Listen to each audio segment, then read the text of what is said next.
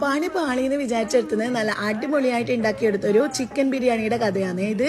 ഞാൻ എല്ലാ വെള്ളിയാഴ്ചയും നിർബന്ധമായിട്ടും ബിരിയാണി ഉണ്ടാക്കുന്ന ഒരാളായിരുന്നേ. ഇപ്പം കുറച്ചായിട്ട് വെള്ളിയാഴ്ച എന്നല്ല ബിരിയാണിയേ ഉണ്ടാക്കാറില്ല. അങ്ങനെ കുറേ ദിവസം കഴിക്കാതിരിക്കുമ്പോൾ നമുക്കൊരു പൂതി തോന്നില്ല.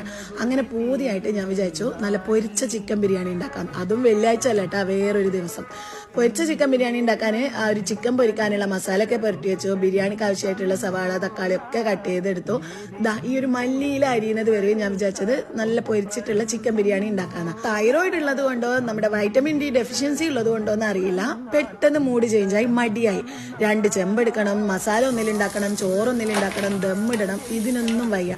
അപ്പൊ ഞാൻ കരുതി എന്നാൽ പിന്നെ പെട്ടെന്ന് കുക്കറിലിങ് ഉണ്ടാക്കിയെടുത്താലോ. ഞാൻ പറഞ്ഞാൽ നിങ്ങൾ വിശ്വസിക്കുമെന്ന് അറിയില്ല, എൻ്റെ ജീവിതത്തിൽ ആദ്യമായിട്ടാണ് കുക്കറിൽ ബിരിയാണി ഉണ്ടാക്കുന്നത്. ബിരിയാണി എന്നല്ല, ഞാൻ ഒരു റൈസും കുക്കറിൽ ഇതുവരെ ഉണ്ടാക്കിയിട്ടുണ്ടായിരുന്നില്ലേ. ഇപ്പൊ തന്നെ കണ്ടില്ലേ, നമ്മൾ ആ ഒരു ചിക്കൻ പൊരിക്കാൻ വേണ്ടിയിട്ട് കുറച്ച് കൂടുതൽ കാശ്മീരി ചില്ലി